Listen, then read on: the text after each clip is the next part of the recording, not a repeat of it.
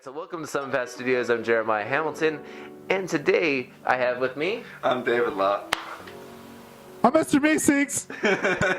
Usually he always has a weird intro, but that's Eli Parton over there in the corner. And that's why we keep him in the corner, is because sometimes Nobody he causes in the some corner. major head trauma to all of us. But we love him anyways. And if you guys like him too, make sure you give us a big like over there, right there down below us. And then, also subscribe wherever. Is that one over there? But you point at that one. Is it? Oh, it's on my side? Yeah. It's on this side. I don't know. Either way, it's on one of these two sides. Do it. All right. know where it's at. Getting on to the point and getting to the endings, because that's literally what we're going to be talking about, is endings. Endings to shows, movies, and how most people find them disappointing one way or another. Now, we'll be talking about several different movies in this time, and we'll try not to spoil anything for you, but if there is going to be a spoiler, we'll give you a disclaimer before it happens.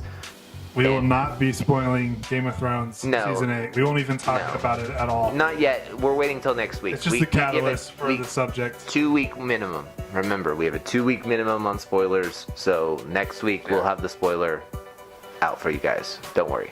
It'll be there, just not now. So getting on to the point, Eli, endings. What do you think about endings?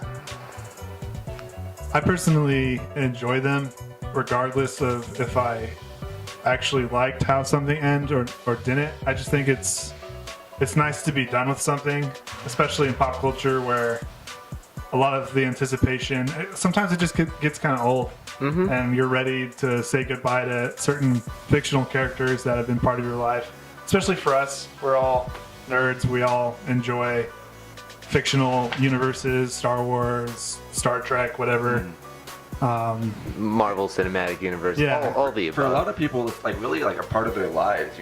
They really are attracted to these things, and they come home from work and they watch videos about it. Yeah. And it's kind of crazy, when you look at it, on how most of the time some of the theories that people come up with are sometimes better than what really happens on screen. And that's probably what's frustrating most people at this point, but I feel like if you had that good of writing, then you'd probably already be working in Hollywood too, to an extent, And there's a difference between complaining about the process of just the actual results. Like if one of your favorite characters died or something in the plot didn't go the way you wanted it, envisioned it in your head, you still have to admit whether or not it was good writing or if the television show was well made. Like you can have that opinion separate from your opinion of man, I wish these characters would have married in the end or something like that. They're still trying to tell a story. Yeah. Yeah, and you used a couple of good points there of different ways that people felt like they were slighted by that. But there's another one that I've been hearing more recently about Endgame and Game of Thrones, that it was rushed. Now, alright, rushed is a varied term because depending on any story, it can all consider to be rushed. Star Wars is rushed to an extent because they skip over many years and then they rush a little time span over a 2-hour movie. So if you think about it from that perspective of that the time, if we're worrying about how much time we spent with those characters at the end instead of worrying about what happened to the characters, we might lose track of what even happened with the story. For instance, Last Jedi, I felt that same way about. I just had an issue with it from that reason. But then as I went back and rewatched it, I realized that there is a satisfying conclusion to that story, regardless of whether I felt a certain way about it, whether I felt like there was a better way of telling that story. That's how I felt too. I liked the actual events in The Last Jedi. I just didn't like the way, the pacing, basically. Exactly. And not the pacing of the writing. I thought the writing was fine. I just thought the cuts between the scenes and one would say that it felt rushed. And this is because you're trying to accumulate a lot of early story plots and trying to get it to close out at the end of something. So, for instance, the best one I can describe is Breaking Bad, because what happens to him, there's all those events to him, and then at the very end, everything just decomposes really quickly to an extent, not to spoil the plot or anything, but the way the process goes, everything just kind of goes out quick, just the way that it ends kind of quick. Breaking Bad had the perfect amount of time. I felt like it did too, but there was still the complaints about Breaking Bad even. And so the people that are making the big complaints on YouTube and in the media about these things, they really are taking a small percentage of viewers' ideals of this and just blowing it up so that everybody will watch it and be like, why are they thinking this way? Well, the thing about the TV shows and having them feel rushed for the ending, a lot of the time they don't know that it's the final season until it's the final season. You know, where with movies they have a contract and they have a plan where how often do you watch a movie nowadays? It's just the first of its kind and it leads into the next 2 or 3 movies, you know? And yeah, so you can't really blame writing for that sometimes too. Sometimes that's the networks that are doing that.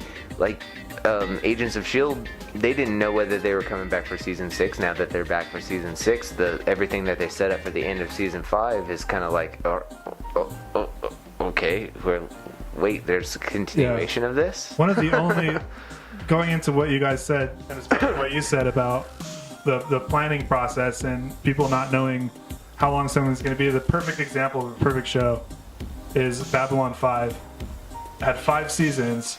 And from the beginning, the network was committed to paying for all 5 seasons, and all 5 seasons were basically written by one guy that had a plan in his head. All the major plot points were laid out, and everything was just a process of getting to those points. And that show is considered like the perfect television show.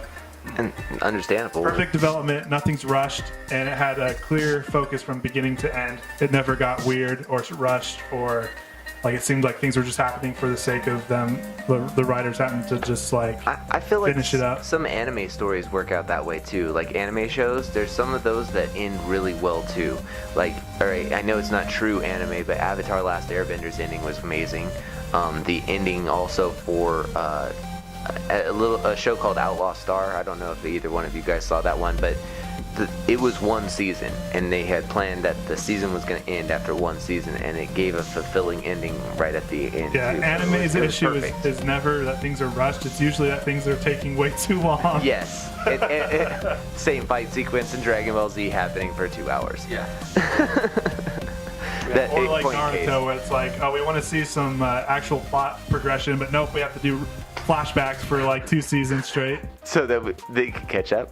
Yeah, and even during fights, there'll be like one shuriken thrown, and then a flashback, and then they go back to it, and then he dodges the shuriken, and then there's another flashback. It's Oh like, my goodness. Yeah. Lost was one of the ones that I felt like they were lost in making a conclusion for a while, in my opinion. that's but then J.J. Abrams' issue. Yeah. Everything he does, he'll go in and set some amazing, brand new thing that no one's ever seen before, and then bounce, and then leave people to pick up the pieces. Yeah. AKA the new Star Wars. And But- now he's actually coming back to fix it, so I have faith in him. Well, I think he had a full idea for this one, and now he can kind of repair what Ryan did to it a little bit too. Like, well, and I'm not even saying repair from like a story plot aspect. I'm saying the universe is gonna have to get repaired from where it was at the end of that movie. Like, it's not the same. Like, everything's kind of different. That Well, yeah, they interviewed Ryan Johnson. He was like, "Well, I don't mind if JJ retcons some stuff and whatever," but it played as him being really cool and chill. But I have a feeling he was like, "I don't care. I don't care if he like does any retconning and changes anything I did in my movie. Well, It's okay." and what it sounded I like. wonder how the writer of Game of Thrones is feeling after that last. Well, he season, just too. interviewed yesterday on his Not a Blog. Yeah. That's what it's called.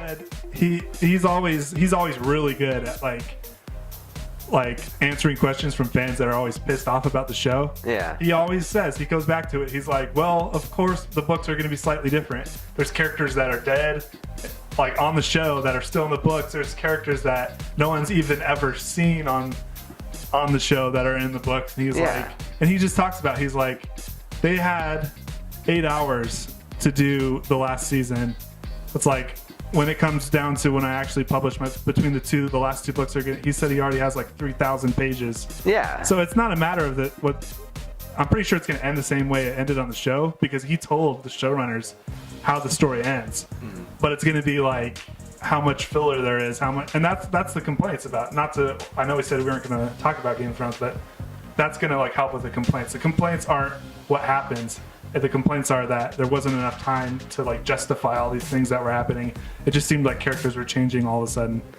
but in the books they'll have actually like a lot of time to go through show the details. progression of like and of that's what I characters. thought too. But to really kind of round this thing out, because endings, we even need to have an ending to this episode at one point, so we don't want to have a Well, I terrible personally ending feel like for the you. writing on the show is really bad. It sounded improvised. Yes. I don't even think there was a script. Accurate. That's all I can say.